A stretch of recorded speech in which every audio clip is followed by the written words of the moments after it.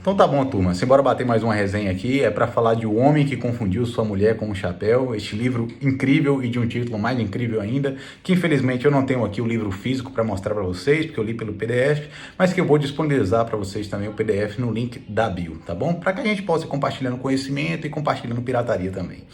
Obviamente, a gente precisa falar do seu autor, né? Oliver Sacks, que foi um grande neurologista inglês do século XX, que apesar de ter escrito esse livro, que parece ter um título infantil, né? Parece uma história infantil, soube muito bem o que era maturidade. Oliver Sacks, ele foi um médico que se notabilizou pela maneira apaixonada como ele descreve os seus pacientes. E de fato, este livro nada mais é do que uma reunião de uma série de relatos de casos clínicos, ou seja, histórias de pacientes reais que ele acompanhou e que descreve de uma maneira incrível. Escrito em 1985, só para que a gente possa entender de onde é que ele tirou esse título maluco, né? Ele de fato descreveu um episódio real que aconteceu com um paciente que ele estava acompanhando, um paciente que sofria de um probleminha chamado agnosia visual. Agnosia existem de vários tipos e basicamente é um déficit neurológico onde, apesar da pessoa possuir os seus sentidos preservados, ele não consegue reconhecer o que ele está vendo, o que ele está tocando. No caso desse paciente que sofria de agnosia visual, apesar dele conseguir enxergar todas as coisas, ele não conseguia reconhecer o que ele estava vendo, porque a sua memória visual estava comprometida. Então ele só conseguia reconhecer quando ele tocava nas coisas, ou então quando ele cheirava, ou mesmo ouvia. E num determinado episódio, no final de uma consulta, ele ia se despedir do médico e ele realmente confunde a cabeça da mulher dele, ele tenta puxar a cabeça da mulher dele para colocar na cabeça dele pensando que era o chapéu. Então, assim, os vários casos que eles relatam permitem com que a gente ache graça, porque algumas situações são cômicas mesmo.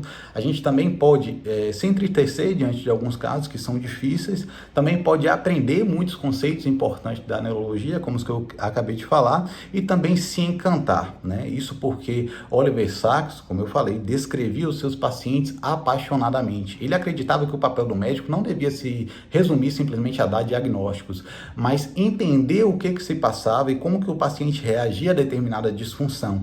E isso só seria possível se ele de fato se interessasse e acompanhasse inclusive o cotidiano desses pacientes. Então tudo isso que eu falei de fato já mostra que Oliver Sacks possuía um profundo interesse científico, mas um interesse humano e emocional maior ainda, né? Tanto é que ele ficou conhecido por impulsionar um movimento chamado ciência romântica ou medicina romântica, que foi iniciado por um psicólogo, né? Teorizado por um psicólogo chamado Luria, que inclusive ele cita bastante, que basicamente defendia que, olha, a gente não deve se prender a analisar somente parte da realidade, ou seja, somente uns fragmentos de um fenômeno, mas a realidade como um todo, porque só assim a gente poderia enxergar um paciente de modo integral, e se a gente não faz isso, você perde, obviamente, toda a beleza, toda a riqueza que ele possui, né? Em outras palavras, a gente deve se preocupar mais com o paciente que tem a doença do que com a doença que o paciente tem.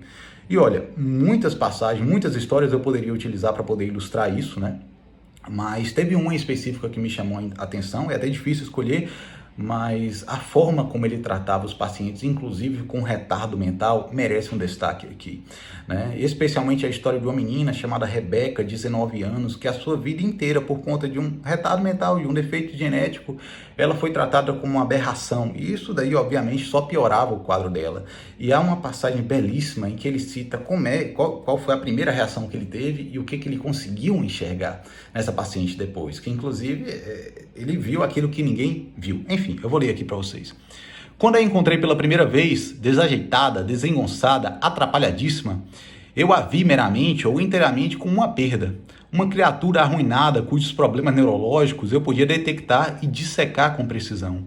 Uma infinidade de apraxias, diagnosias, um amontoado de danos e esgotamentos sensórios motores, limitações dos esquemas e conceitos intelectuais semelhantes às de uma criança de 8 anos. Uma infeliz, pensei comigo, uma aberração. Na vez seguinte em que a vi, tudo foi muito diferente. Não era uma situação de teste, ou seja, ele não estava no consultório dele. Não era uma situação de avaliação na clínica. Saí para dar uma volta, era um lindo dia de primavera e dispondo de alguns minutos antes de começar o expediente na clínica, então encontrei Rebeca, sentada em um banco, fitando serenamente a vegetação primaveril com óbvio deleite. A sua postura nada tinha de falta de jeito que tanto me impressionara antes. Ali, sentada com um vestido leve, o rosto sereno, um tênue sorriso, ela poderia ser qualquer moça, apreciando um dia de primavera. Essa foi a minha visão humana, que constratava com a visão neurológica. Quando me aproximei, ela ouviu meus passos e se virou, lançou-me um largo sorriso e gesticulou, sem uma palavra. Ela disse, veja o mundo. Aliás, ela só gesticulou e ele entendeu isso, né? Veja o mundo, parecia dizer, que lindo é. E então irrompeu em exclamações repentinas, singulares e poéticas. Primavera, nascimento, crescimento, despertar, ganhar vida, estações, tudo em seu tempo. Vi-me pensando então no Eclesiastes. Tudo tem o seu tempo e há tempo para todo o propósito debaixo do céu. Tempo de nascer, tempo de morrer, tempo de plantar, enfim. Era isso que Rebeca, no seu jeito desconexo, queria dizer. Então, olha só, ele enxergou de fato além do que todos viam. E ele conseguiu de fato enxergar a beleza naquela paciente, e viu que pelos gestos dela, pelas palavras desconexas que ela dizia, ele se lembrou de algo belíssimo, que provavelmente era de fato o que se passava na mente dela. Então, eu sempre gosto de dizer que quem consegue enxergar a beleza no meio da miséria dos outros, primeiro, já tem uma prova da bondade do próprio coração. Eu estava até refletindo uma coisa, que em geral o pessoal não fala muito nas resenhas não, mas que eu acho importante. Olha só, Oliver Sacks realmente conseguiu transmitir esse amor que ele sentia pelos pacientes. Para mim, e eu tenho certeza vai conseguir transmitir para todo mundo que lê. Mas como que ele conseguiu fazer isso? Eu acredito de verdade que ele só conseguiu isso porque antes de transmitir uma coisa boa, ele se preocupou em incorporar no seu íntimo aqueles valores, de forma que o exterior fosse um reflexo do seu interior. Então funciona mais ou menos como um copo, por exemplo, que está cheio de água e não podendo mais conter, né, a tua água, não podendo mais conter a tua bondade, ele transborda, de forma que agora todos conseguem ver que ele de fato estava cheio.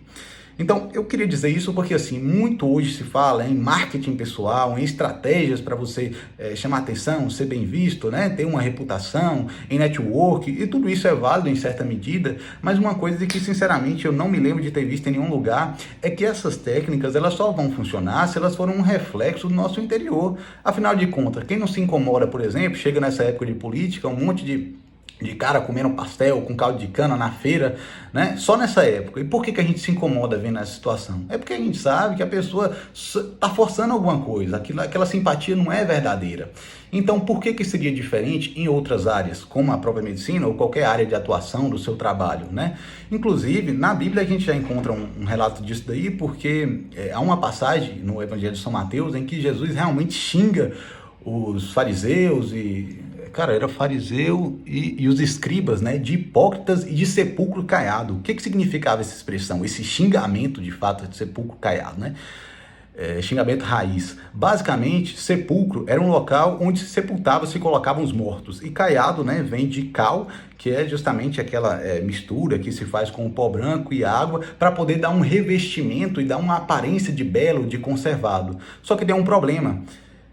Inevitavelmente, essa aparência vai ruir e aquelas marcas, ou seja, podre, aquelas marcas em decomposição, elas vão aparecer. E da mesma forma é na nossa vida, se a gente se preocupar mais em parecer ser algo do que em ser de fato.